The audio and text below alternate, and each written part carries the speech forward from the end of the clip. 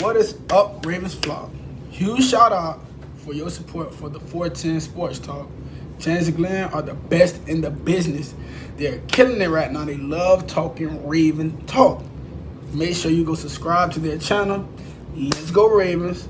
Big trust. Welcome in everybody to another episode of 410 Sports Talk. I am James Haskell, along with my co-host Glenn Martin, and our faithful producer in the background, DK, as always. So grateful to be here tonight. Looking forward to this conversation. We're going to get into the Baltimore Ravens' new system, who will benefit and lose from a production standpoint the most with Todd Monken in town. But before we do, take a second, hit the subscribe button, turn your notifications, turn on the little bell notifications, all the cool stuff, all the bells and whistles, pun intended. And of course, give us a like if you're enjoying the content. But Glenn, let's talk about this here. We know now that the Baltimore Ravens offense is going to turn over completely on its head, right? The Ravens have not been hiding it. Monken he builds his offense around his players, but if you look at his offenses, it is almost the exact opposite of Greg Roman, right? And so we are now going from a Greg Roman-led offense to a Todd Monken-led offense. And with that being said, there are going to be players' production that goes both up and down. And so that's really what we're going to talk about, who we think the big standouts are going to be. And then we think the guys are going to struggle the most are going to be. So where you want to start? You want to start with the positive and start with the negative and end let's with the bounce positive? back and forth. Let's go back. I like that. All right. Good idea. Yeah. We'll start. So I'm going to start with let's start with the positive side, right? Yeah, there you go. I think that's a good way to do it. All right. I think the biggest potential benefit or beneficiary of the change in offense is J.K. Dobbins. And some people may say, man, that's kind of odd. You're going from a running offense, the most historic running offense in the NFL has ever seen, to an offense that's not going to, how could it possibly a running back benefit? Well, if you look back, we don't have a big sample size from an NFL standpoint of Todd Monken as an offensive coordinator. But if you just look at what he did in his one season in 2019 with the Cleveland Browns, Nick Chubb had almost 1,500 yards rushing, 5 yards a carry, which to this point, J.K. Dobbins has done that and then some. So no reason to think he can't have similar productivity. Even if maybe the passing yards are more predominant for JK, but overall production, absolutely. I mean, I agree with you 1,000%. And then on top of, not only did he get certainly plenty of a workload, getting 1,500 yards as running standpoint, but also Nick Chubb. Now, this is a team where he had Kareem Hunt with him.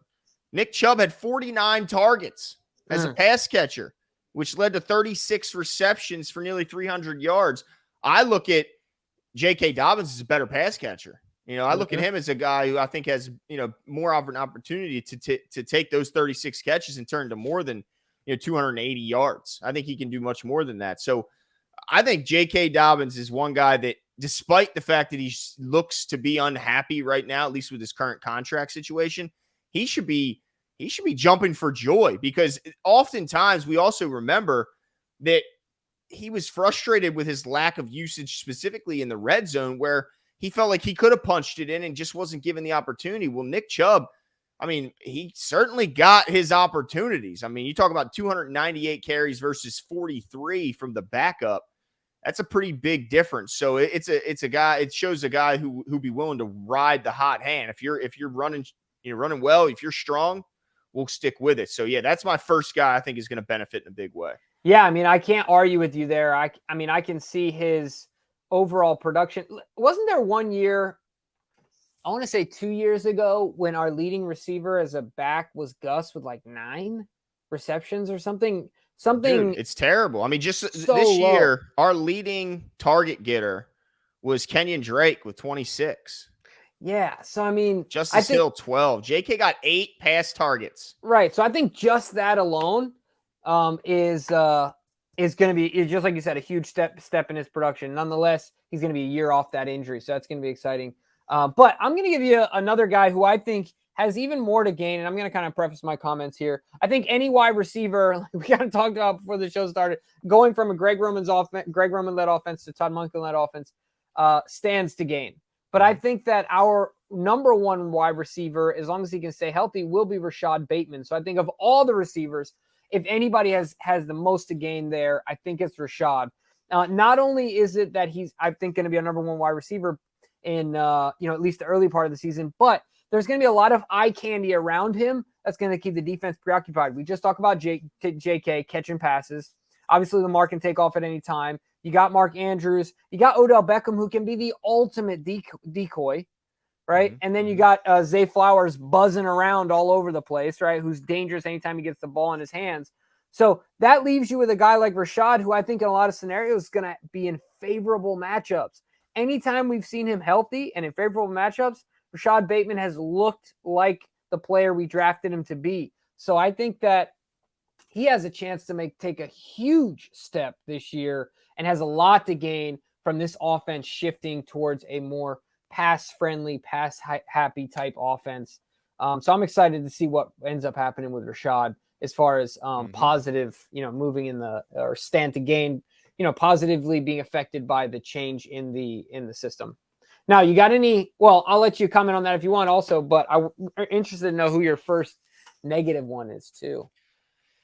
Yeah, I think the big one for me is Gus Edwards. And the reason being is because I like Gus so much. I love watching him play. I think he just runs so damn hard. He's just he's a guy that, you just can't take him down behind the line of scrimmage. And I think he is underrated in his pass catching ability. However, with that being said, I got to imagine that Justice Hill, which you were going to talk about, I think momentarily, his role is going to expand. I think I just talked about how J.K. Dobbins, if you look at Monken's history, he'll certainly ride the hot hand. And he had, this is the only thing we look back on is when he had Nick Chubb and Kareem Hunt. It's not like there was Nick Chubb and then this massive gap between his backup. So even with a quality backup like we have here in Baltimore with J.K. and Gus Edwards, it was pretty clear that there was a bell cow. There was a guy who got the lion's share of the carries. This wasn't a system where, they were kind of a two backs. No, it was Nick Chubb. He was getting the work. So I wonder how we're going to see that divide. I think that he's going to, unfortunately, stand to lose some carries. And then with, I think, Justice Hill's expanded role, specifically on third down as a pass catcher, limits his role there as well. So I just wonder, how's he going to get into this offense if it's a healthy year for JK and for Justice Hill? I wonder, and I think he'll do well. I just don't know how they can kind of pencil him in there. Yeah, no, that's a tough one, because when Gus is healthy, I think he averages something like 700 yards and 5 touchdowns, right? But this has been in an offense where you can 2-3 backs can feed it, can eat and average that. It just simply might not be the case in this offense. I'm hoping that that's not the case because Gus is my guy, but ultimately I hope that, I can't argue with your logic. It's difficult to find myself doing so. But one that I'm not too concerned about this happening because it would mean that the offense, I think, is humming. But Mark Andrews, I think, has a chance to not be as much of a focal point offensively for the Ravens this year. 2 reasons. One is really not systemic being around the offense, but he's got guys on the offensive side of the ball from a pass catching standpoint.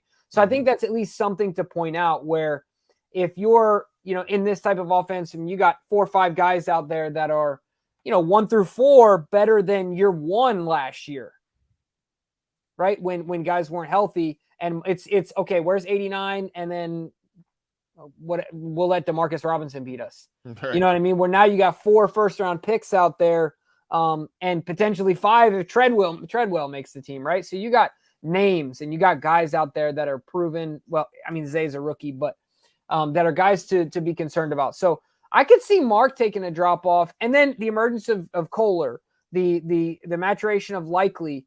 I don't think Mark cares. He has already said he doesn't care, and I don't think it will. I don't know if his overall number of touchdowns will go down, but I think his targets will go down.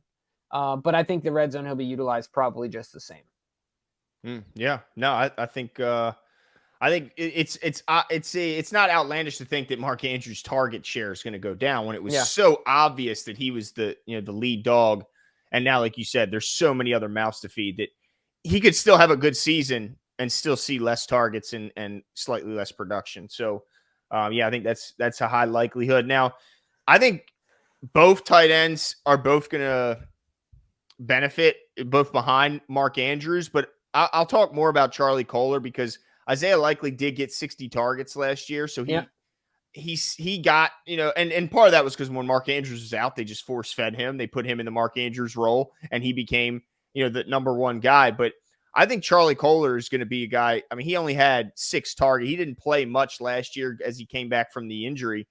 But everything they're saying coming out of camp is that this guy's looked phenomenal. He knows how to use his body in the red zone. This is a guy who can pick up big time first downs if need be. So I think what we saw from Monken in college was a guy who will say, who can make plays? If you can make plays, it really doesn't matter which position you're in or you play, you're going to get the ball. So I think he's like Charlie Kohler. I wonder what he would have done if this was still Greg Roman. Like, how does he impact the field? Because you're not going to unseat Mark Andrews. I don't think you'll do that with Isaiah Likely, at least not yet, because we've seen more from him. Mm-hmm. So how would he have gotten on the field? I think this is the only way he gets on the field is a guy like Todd Monken who can say, look, this guy can make plays. That's how he's getting on the field.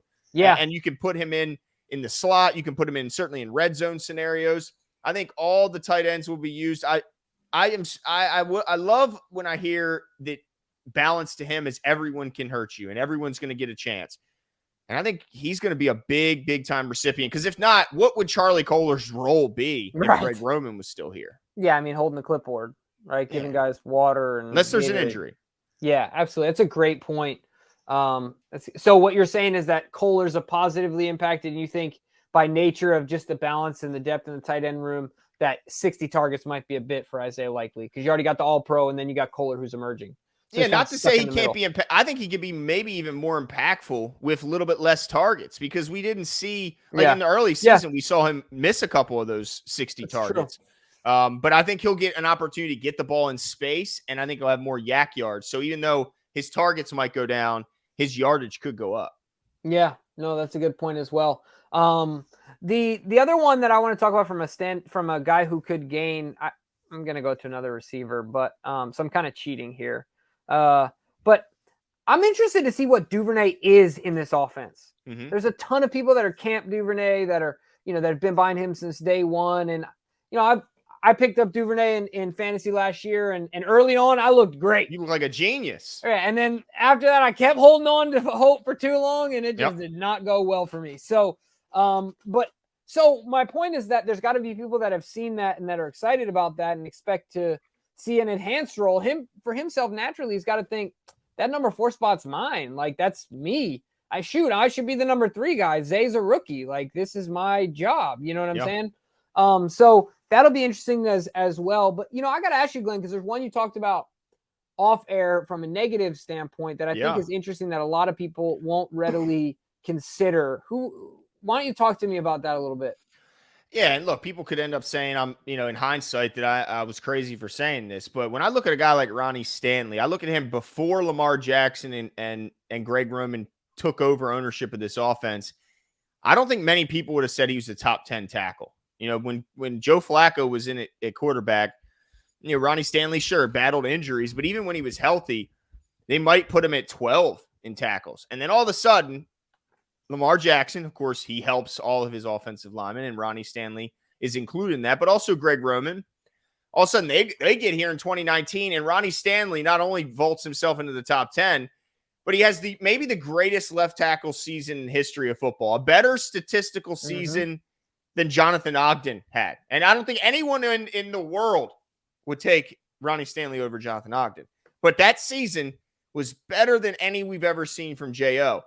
So I think even if Ronnie plays well in this system, it's not like crazy to think that he might not. Is he going to be the all-pro left tackle? Like, I think we could see just regression from the standpoint of he seemed to fit that offense like no other. When you turn in the single greatest season in history at the position, at least it seemed like, I think that he could, maybe go back to that. I still think a top 10. I think top 10 tackle is pretty easy for him, but maybe a 5 to 10 rather than the best left tackle in the game. when that offense was hitting on all cylinders.